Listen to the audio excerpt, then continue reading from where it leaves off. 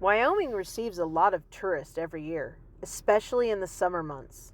These tourists are usually on their way to see places like Thermopolis, Cody, the Grand Tetons, Jackson Hole, Devil's Tower, and of course Yellowstone National Park, to name a few.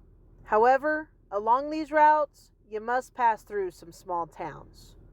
Most people just get through as quick as possible, thinking they were nothing but a small little nowhere place. Some might even consider them an inconvenience, a slowdown on their trips to the bigger tourist destination. Let me get you in on a secret. Usually these places are a hotbed of history and full of some big points of interest. We start our first episode where the Obscura Mountains meet the rugged Wyoming Badlands in the Bighorn Basin, a small western town called Meeteetse, which is the Shoshone word for meeting place. Meeteetse's downtown looks like a scene from a western movie. Boardwalks lining the front of all the businesses and even boasts a saloon. A quick little tidbit about the start of this town: it was one of the oldest settlements in the Bighorn Basin, nestled along the Gray Bull River. It was founded by Otto Frank, who is the original founder and owner of Pitchfork Ranch.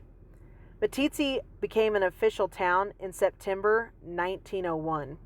Frank's store, the Mercantile, still stands and is used today, half of it as a Western art gallery. Next to that Mercantile stands the Cowboy Bar, built in 1893. This place is thick with history. It still has the original bar back and is known for the outlaws who made regular appearances. 56 bullet holes and one shotgun blast can still be viewed inside the bar. One famous outlaw that was actually a short-term Meeteetse resident was Butch Cassidy. Frank and Butch did not get along, and one day as Butch was visiting the Cowboy Bar, he was arrested outside for horse theft and sent to a penitentiary for 2 years.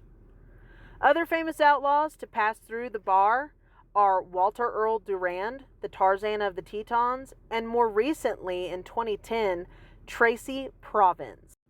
A little extra celebrity who visited was Amelia Earhart. She was having a custom cabin built not far from Meeteetse and would step in from time to time to get a drink right before she went missing.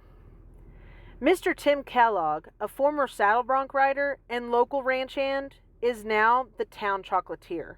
He has his own shop right in downtown, and it boasts some of the best chocolate truffles and pastries I've ever had. The Meeteetse Chocolatier is just right across the street from the Merc and the bar. And don't forget, if you need a bite to eat, the Elkhorn Grill has you covered. Also need to mention the museums. One sits on the corner of downtown while the other is a block down the street, the First National Bank. For a small town, the museums boast a big history and are a must-see. For our nature and conservation enthusiasts, Meeteetse is the home of the black-footed ferret, thought to be extinct, now one of the most endangered North American mammals.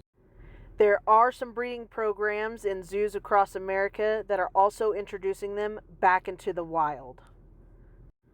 So whether you are looking for that old western town feel, are a history buff, love wildlife, love antiquing, or you are a big foodie, this tiny town of over 300 people has it all.